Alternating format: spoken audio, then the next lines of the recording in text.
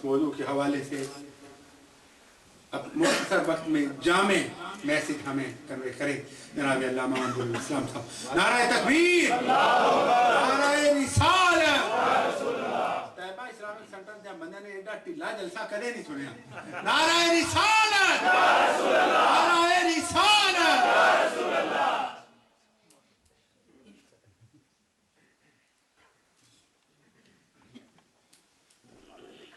السلام علیکم ورحمۃ اللہ وبرکاتہ.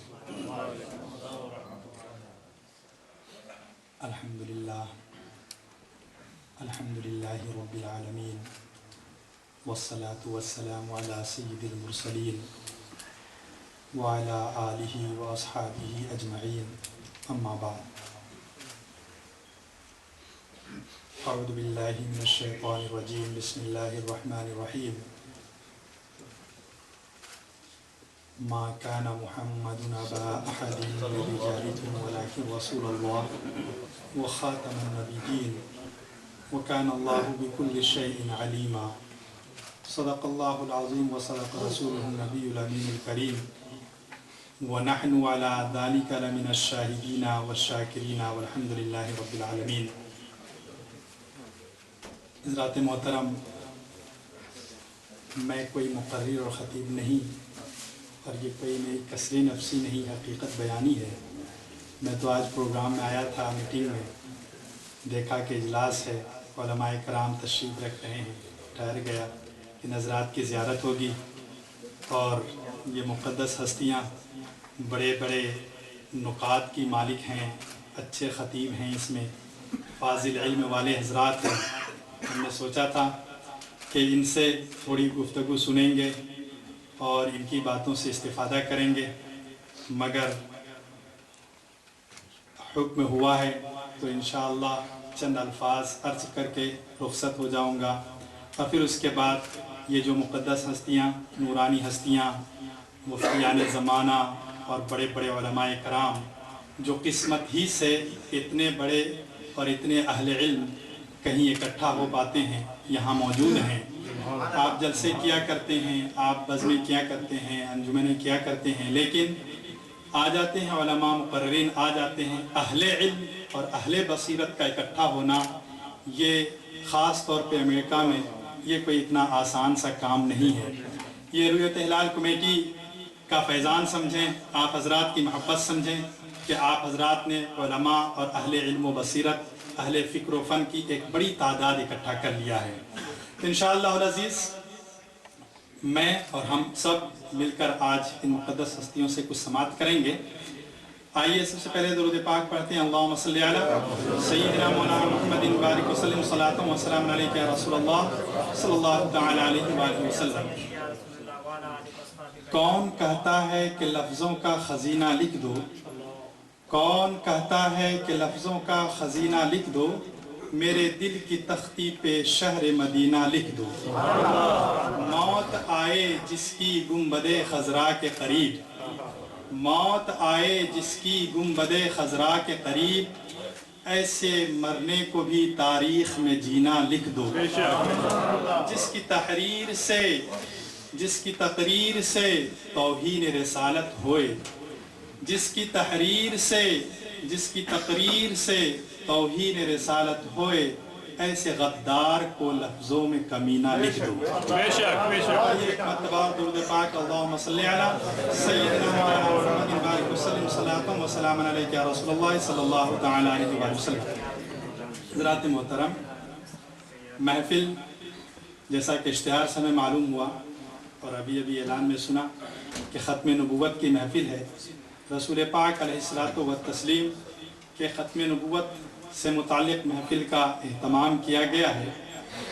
صرف ایک بات عرض کر کے ہم اپنی بات ختم کریں گے، کیونکہ یہ ہم سب کا متفقہ عقیدہ ہے اہل سنت والجماعت کا، اور جو بھی صحیح مسلمان ہیں ان کا متفق عقیدہ ہے کہ نبی پاک علیہ الصلوۃ والتسلیم خاتم النبیین ہیں، آخری نبی اور رسول ہیں.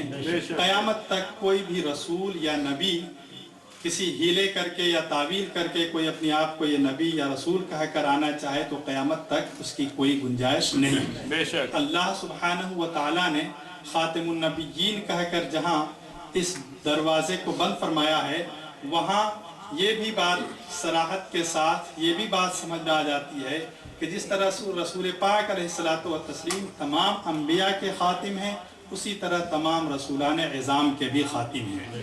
نہ تو کوئی نبی کی حیثیت سے آ سکتا ہے اور نہ کوئی رسول کی حیثیت سے آ سکتا ہے۔ درجنوں احادیث اس آیت کریمہ کی ثبوت میں موجود ہیں، بخاری، مسلم، صحاح، سنن، معاجم، آثار، مصنفات، جو حدیث کی کتابیں اس میں موجود ہیں۔ ایک بات کہ ختم نبوت کا فتنہ قادیانیوں نے تو بعد میں لیا، لیکن ہند و پاک میں بر صغیر میں قاسم نانوتوی صاحب کی کتاب تحذیر الناس سے ختم نبوت کا فتنہ اٹھا۔ اور یہ کس بات پہ؟ ایک حدیث ہے جس کو اثر ابن عباس کہا جاتا ہے۔ حضرت عبداللہ ابن عباس رضی اللہ تعالی عنہما سے ایک حدیث مروی ہے جو علماء کے مابین، اہل علم و فضل کے مابین اثر ابن عباس کے نام سے جانی جاتی ہے۔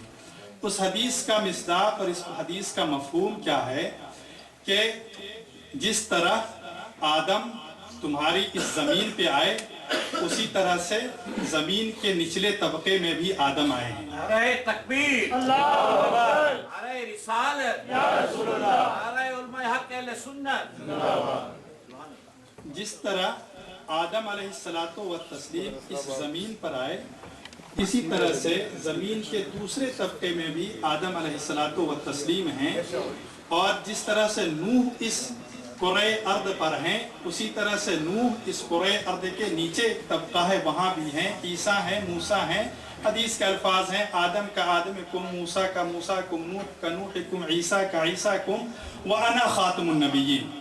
ہر ایک طبقے پر آدم اور نوح اور عیسیٰ اور دوسرے انبیاء کرام علیہ السلام کی طرح انبیاء کرام ہیں، مگر میں ان سب کا خاتم ہوں۔ میں ان سب کا خاتم ہوں، چاہے کسی بھی زمانے پر، کسی بھی کرۂ ارض پر، کسی بھی زمین کے طبقے پر کوئی نبی ہے، اس سے کوئی بحث نہیں، یا تو حقیقی نبی ہیں یا مثلی نبی ہیں یا اس نبی کے مثل ہیں، لیکن میں ان سب کا خاتم ہوں۔ یہ حدیث پاک ہے۔ اس حدیث کو امام بہقی نے اپنی کتاب الاسماء والصفات میں ذکر کیا، اور اسی حدیث کو حاکم نے اپنی کتاب مستدرک میں ذکر کیا، اور بہت سارے محدثین نے مختلف کتب احادیث میں اس حدیث کی تخریج کی۔ جب یہ حدیث بر صغیر کے عالم یا مولوی قاسم نانوتوی صاحب نے اس حدیث کو دیکھی تو اس کی تعبیر میں پڑھے، اور اسی حدیث کو دیکھ کر غلط فہمیوں میں پڑ گئی، اور غلط فہمی میں پڑنے کی وجہ سے انہوں نے یہ کہہ دیا کہ جس طرح اگر بالفرض حضور پاک علیہ الصلوۃ والتسلیم کے زمانے میں یا بعد زمانے نبوت بھی کوئی نبی آ جائے تو نبی کی نبوت پہ کوئی فرق نہ آئے گا معاذ اللہ۔ یہ عبارت انہوں نے اس حدیث کی توضیح، تشریح اور اس حدیث کو صحیح ثابت کرنے کے لیے، چونکہ جب احادیث آتی ہیں آپ کو معلوم ہوگا، علماء کرام اچھی طرح سے جانتے ہیں کہ احادیث بظاہر اگر حدیث کا موضوع حدیث صحیح ہو اور اس کا موضوع، اس کا مفہوم کچھ دوسرے معنی کی طرف اشارہ کرتا ہو یا شرعی معنی اس سے صحیح نہیں سمجھ میں آتے ہوں تو اس کی تعویل و توضیح کی جاتی ہے۔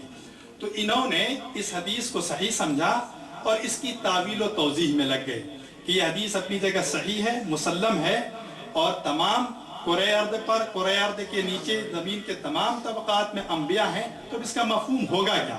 تو اس کے مفہوم کی توضیح و تشریح میں ان سے غلطی واقع ہو گئی۔ اعلیٰ حضرت امام احمد رضا فاضل بریلوی رضی اللہ تعالی عنہ اور اعلیٰ حضرت کے ہمنوا ائمہ اہل سنت والجماعت نے اس کی سخت نوٹس لی اور اس کا رد بلیغ فرمایا، اور قرآن و سنت سے ختم نبوت کے عقیدے کو خوب ثابت فرمایا، اور اس کے ساتھ ساتھ خوب دلائل دیا قرآن و سنت کے، اور عقلی دلائل سے مزین فرمایا۔ مگر ابھی چند دنوں پہلے کی بات ہے، میں اس موضوع کو پڑھ رہا تھا تو میرے سامنے ایک بات آئی، چونکہ میں جامعۃ الازہر میں حدیث کا ادنا سا طالب علم رہا ہوں، تو میں کسی چیز کو علم حدیث یا علم رجال کے قواعد کی روشنی میں دیکھتا ہوں۔ کوشش یہ ہوتی ہے، میں نے دیکھا تو میرے مطالعے میں یہ آیا کہ یہ حدیث سند کے اعتبار سے اور متن دونوں ہی کے اعتبار سے ضعیف ہے۔ عقیدہ یا حدیث کی توضیح اس وقت ہوتی ہے جب آپ حدیث کو صحیح مان لیں۔ قاسم نانوتوی صاحب نے حدیث کو